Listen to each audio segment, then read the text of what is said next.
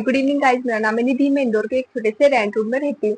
तो जैसे मैं बता रही थी आपको, फ्लिपकार्ट पे अगर मान लीजिए आपका कोई भी प्रोडक्ट है एंड आपको अपने प्रोडक्ट को एक स्टेट से दूसरे स्टेट में सेल करना है। मान लीजिए कि आप दिल्ली से कोई भी प्रोडक्ट को रन करते हैं, आपका प्रोडक्ट है फ्लिपकार्ट पे, लाइक वुमेन्स लेगिंग हो गया या फिर मेंस लेगिंग हो गया, मेंस लोवर्स वगैरह हो गए, टी शर्ट्स हो गई। तो अगर आपको दिल्ली से मान लीजिए आपको महाराष्ट्र में पहुंचाना है, महाराष्ट्र में पहुंचाना है या कर्नाटका में पहुंचाना है, तो इसके वेयर हाउस होते हैं, या फिर वेस्ट बंगाल में भेजना है तो इसके लिए वेयर हाउस होते हैं। जैसे कि मान लीजिए महाराष्ट्र हुआ, महाराष्ट्र के लिए होता है भिवंडी बीटीएस फ्लिपकार्ट के थ्रू। तो जैसे कि अगर आपको दिल्ली से भिवंडी में बिजनेस करना है तो उसके लिए आपको बेनिफिट होता है। जैसे फ्लिपकार्ट क्या करते हैं कि अगर मान लीजिए कि आपका भिवंडी से महाराष्ट्र से कोई कस्टमर है जो ऑर्डर कर रहा है, तो अगर वही ऑर्डर को आप विद इन 24 आवर्स में मतलब कस्टमर तक पहुंचा देते हैं तो आपकी सेल ऑटोमेटिक इंक्रीज हो जाती है। तो सेलर को ये बेनिफिट होता है, तो वो ऑन बोर्ड होते हैं अदर वेयर हाउस में। जैसे कि मान लीजिए कर्नाटका है, कर्नाटका के लिए मालूर बीटीएस वेयर हाउस होता है।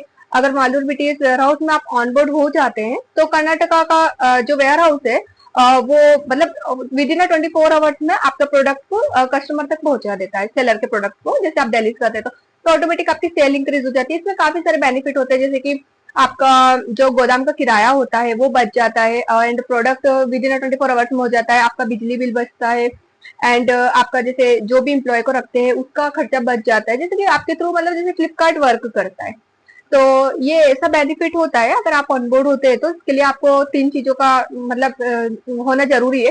जैसे जीएसटीआईएन हो गया, पैन कार्ड हो गया, आधार कार्ड हो गया, ये आपका मैंडेटरी होता है। और बैंक तो सभी में लगता है, बैंक अकाउंट डिटेल्स। तो इसके थ्रू आप अपना पेज क्रिएट करके देन ऑनबोर्ड हो सकते हैं, तो इसमें भी आपका बेनिफिट होता है।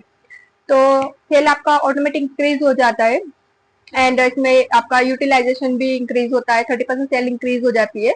तो ऐसे कई सारे बेनिफिट है जो कि आपको फ्लिपकार्ट की ओर से प्रोवाइड किए जाते हैं। तो मेरा जो वर्क होता है वो मतलब सेलर को ऑनबोर्ड करने का होता है। जैसे सेलर ऑलरेडी इंटरेस्टेड होते हैं कि मैम हमें ये पर वेयर हाउस में ऑनबोर्ड होना रहता है। जैसे अभी मैं आपको बताती हूँ एक सेलर का मतलब जैसे कि उन्होंने कितना सेल कर लिया है।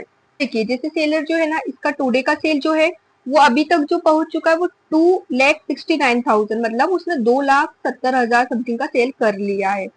तो ऐसे आप सेल जो है डे बाय डे फ्लिपकार्ट पे आप कर सकते हैं।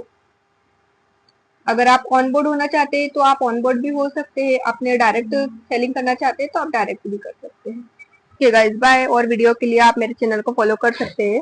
तो फ्लिपकार्ट से रिलेटेड मैं आपको और इन्फॉर्मेशन शेयर करती रहूंगी। Thank you.